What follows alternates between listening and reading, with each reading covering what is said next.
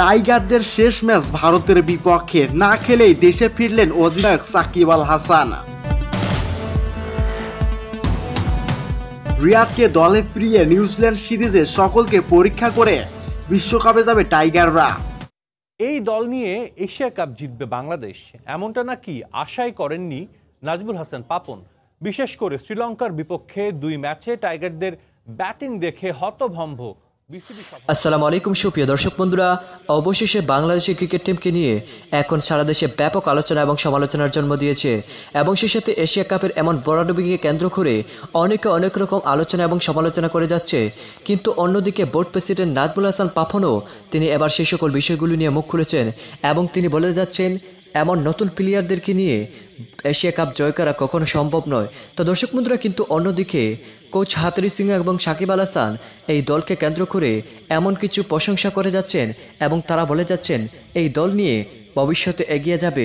তো দর্শক বন্ধুরা, অন্যদিকে ক্রিকেটার মাহমুদুল্লাহ রিয়াদ এবং তামিম ইকবাল দলে অন্তর্ভুক্ত হতে পারেন এমন কিছু ইঙ্গিত দিয়েছেন বিসিবি বস নাজমুল হাসান পাপন এবং সেই সাথে শ্রীলঙ্কার সাথে ম্যাচ খেলে দেশে ফিরেছেন ক্রিকেটার সাকিব আল হাসান এবং তিনি ইন্ডিয়ার সাথে খেলবেন কিনা সেটা এখনও নিশ্চিত নয়। তো দর্শক বন্ধুরা, চলুন আমরা সেই সকল বিষয়গুলোকে কেন্দ্র করে আপনাদের মাঝে অত্যন্ত চমৎকার কিছু তথ্য তুলে ধরেছি এবং আপনারা সেই সকল তথ্যগুলো জানলে বুঝতে পারবেন তাহলে বাংলাদেশের ক্রিকেট কোথায় চলে যাচ্ছে। এশিয়া কাপ জিতবে বাংলাদেশ, এমনটা নাকি আশাই করেননি নাজমুল হাসান পাপন। বিশেষ করে শ্রীলঙ্কার বিপক্ষে 2 ম্যাচে টাইগারদের ব্যাটিং দেখে হতভম্ব বিসিবি সভাপতি। এমন পারফরমেন্সের পর বিশ্বকাপের আগে দলে বেশ কিছু পরিবর্তনের আভাস দেন তিনি। বোর্ড প্রধানের কথাই স্পষ্ট, বিশ্বকাপ পরিকল্পনায় ভালোভাবে আছেন মাহমুদুল্লাহ রিয়াদ। এশিয়া কাপে চ্যাম্পিয়ন হওয়ার জন্য আসছিল, এটা আমি জানি না। এই টিম নিয়ে ক্রিকেট দল ও বিসিবি সভাপতির কথায় কত ফারাক। গোটা দেশকে এশিয়া কাপ শিরোপা জয়ের স্বপ্ন দেখানো এই ক্রিকেটারদের ওপরই ছিটে ফোটা আস্থা নেই নাজমুল হাসান পাপনের। কম ওপেনিং সাধারণত আমাদের হয় না, আমরা খুব আর্লি উইকেট হারাই। আপনি এখানে ক্রেডিট গোস টু মেরাজ, ঠিক আছে, বাট আমি বলছি যে এইটা যখন হয় এরকম অবস্থায় থাকলে ওদেরকে এটাকে আরও এক্সটেন্ড করে নিয়ে 10 ওভার যারা খেলে ফেলেছে তাদেরকে অবশ্যই 70-80 রান করা উচিত। সেইখানে আমাদের যাদের উপর আমরা বেশি ভরসা করেছিলাম যাদের করতে পারবে তারা করতে পারেনি। Mahmudullah Riyad definitely is a very good batsman, এটাতে কোনো সন্দেহ নেই আমাদেরকে। কিন্তু আপনি কোন ম্যাচটার কথা বলছেন?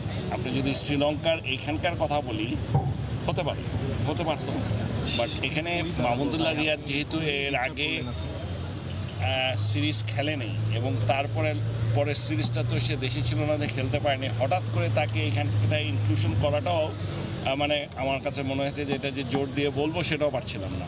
But he has an opportunity, আমাদের সামনে নিউজিল্যান্ড সিরিজ আছে। বিশ্বকাপের দল নিয়ে কঠোর গোপনীয়তা বজায় রেখেছে বাংলাদেশ। অন্য অনেক দলই সব সাজিয়ে ফেললেও এখনো ক্লিয়ার কোনো পিকচার নেই টাইগার ক্রিকেটের নীতি নির্ধারকদের কাছে। ব্যানারে সাকিব আল হাসানের মুখে যে হাসি, ম্যাচ শেষে নীতি নির্ধারকদের মুখে সেটা নেই।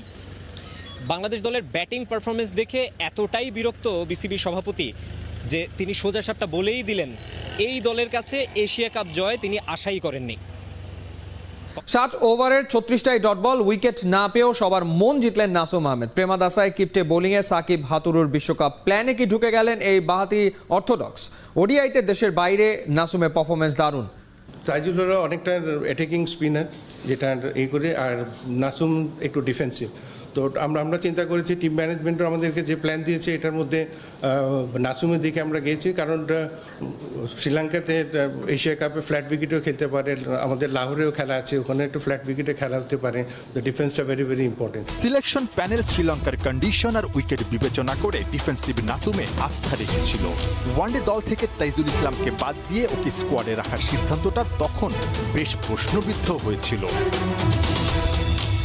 কিন্তু প্রথম সুযোগ পেয়ে ওর স্কোর 10-এ 10। আসরে প্রথমবার 6th বোলিং অপশন টাইগার একাদশে। প্রেমাদাসার উইকেটে নাসুমও দারুণ কার্যকরী ভূমিকা রেখেছে। লঙ্কান ব্যাটাররা ওর ঘূর্ণিতে সাবধানী, ব্যাটসম্যানের মুভমেন্ট বুঝে বল ডেলিভারি, কখনো আর্ম বল কখনো কুইকার। নিজের ঝুলিতে থাকা সব অস্ত্রের ব্যবহারই করেছেন নাসুম আহমেদ। ব্যাটারদের ডট বল খেলতে বাধ্য করেছেন, চাপ তৈরি করেছেন। নিজে উইকেট না পেলেও অন্য বোলারদের উইকেট নেওয়ার কাজটা সহজ। এশিয়া কাপে হতশ্রী পারফরমেন্সকে ইতিবাচকভাবে নিচ্ছেন সাকিব আল হাসান। বিশ্বকাপের আগে যাকে আখ্যায়িত করলেন রিয়ালিটি চেক হিসেবে। নিউজিল্যান্ড সিরিজে আসতে যাচ্ছে বড় ধরনের পরিবর্তন। দলে ফেরানোর ইঙ্গিত দিলেন তামিম রিয়াদদের। হচ্ছে যে আমরা খুব একটা ভালো ব্যাটিং করছি না ওইভাবে, আসলে সেই জায়গা থেকে তো অবশ্যই একটু চিন্তার বিষয়। যারা আছে থিঙ্ক ট্যাঙ্ক তারা মিলে অবশ্যই এই জিনিসগুলো তো চেষ্টা করবে যে কিভাবে এই প্রবলেমগুলো সলভ করা যায়, এবং প্রবলেমগুলো সলভ হলে হয়তো আমাদের দলটা আরও বেশি ভালো হবে। নিরীক্ষা খুব একটা করা হয় না। ফার্স্ট ম্যাচের পরে আমাদের আরও ইনজুরির সংখ্যা বাড়ছে, লিটন আসছে নাই, সো সব কিছু মিলায় আমাদের অন্য কিছু চিন্তা করতে হতো, এবং আমাদের যে প্ল্যানিং ছিল সেই হিসাবে আফগানিস্তান এবং স্পেশালি শ্রীলঙ্কা এই দুইটা দলের বিরুদ্ধে আমার কাছে এবং আমাদের টিম ম্যানেজমেন্টদের মনে হয়েছে যে সবসময় মিরাজ অনেক বেটার অপশন, যেহেতু ওদের মিস্ট্রি স্পিনার আছে, এবং মিস্ট্রি স্পিনার মুজিব বলেন তিক্সানা বলেন দুজনকেই মিরাজ সবসময় ভালো খেলেছে। এরকম একটা টুর্নামেন্ট আমাদের ওয়ার্ল্ড কাপের আগে খুবই কাজে দিয়েছে। আসলে আমাদের রিয়েলিটি চেকটা দরকার ছিল, যেটা আমার কাছে মনে হয় এটা রিয়েলিটি চেক আমাদের। আসলে আপনি যদি দেখেন আমরা বায়োল্যাটারাল সিরিজ যখনই হয় কিংবা ওই যে প্রতি 4 বছরের ভেতরে যত সিরিজগুলো হয় আমরা সবসময় ভালোই করি, সেটা আপনি 2011 থেকে 15 দেখেন, 15 থেকে 19 দেখেন, 19 থেকে 23 দেখেন, আমরা সবসময় ভালো করেছি। আপনি এটা মানে বলতে পারবেন না যে আমরা কখনোই খারাপ দল ছিলাম।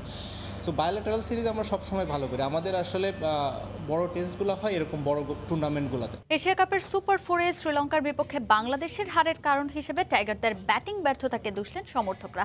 টাইগারদের দায়িত্বজ্ঞানহীন ব্যাটিংয়ে হাত থেকে ফসকে গেছে ম্যাচ।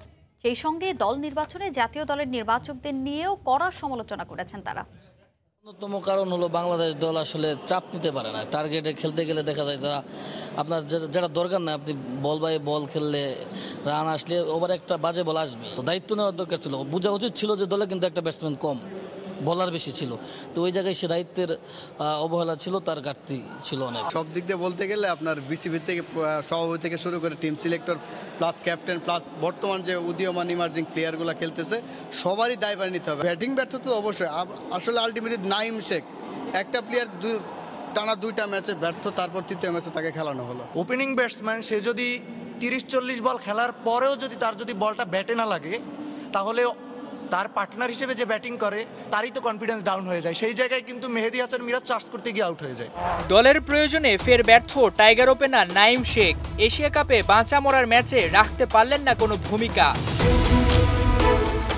লঙ্কানদের বিপক্ষে 258 রানের টার্গেট। শুরুটা ভালোই করার আভাস দিচ্ছিলেন দুই টাইগার ওপেনার মিরাজ নাইম, কিন্তু 28 রানে থামেন মিরাজ। এরপর লিটনের সাথে জুটি করার চেষ্টা নাইমের, কিন্তু তা বেশি দূর আগায়নি। 46 বল খেলে মাত্র 21 রান করে লঙ্কা কাপ্তান দাসুন সানাকার কাছে উইকেট বিলিয়ে দিলেন নাইম। ফের হতাশা নিয়েই প্যাভিলিয়নে হাথুরুরে শীর্ষ। তবে শুধু এই ম্যাচেই নয়, পুরো এশিয়ার মঞ্চে সুপার ডুপার ফ্লপ এই টাইগার ওপেনার। গ্রুপ পর্বের প্রথম ম্যাচে শ্রীলঙ্কার বিপক্ষে 16, পরের ম্যাচে আফগানদের বিপক্ষে 28, সুপার 4-এ পাকিস্তানের বিপক্ষে 20 রান করেন নাইম। এভাবে একের পর এক ব্যাটিং ব্যর্থতার পরেও ঘুরে ফিরে সেই নাইমে কেন ভরসা বিসিবির? একে তো মেকশিফট ওপেনার, তার উপর ফর্মহীন ওপেনার নাইম, দুয়ে মিলে ভরাডুবিতে টিম টাইগার্স। অথচ তড়িঘড়ি করে বিজয়কে নিয়েও কোনো চিন্তা নেই টিম ম্যানেজমেন্টের।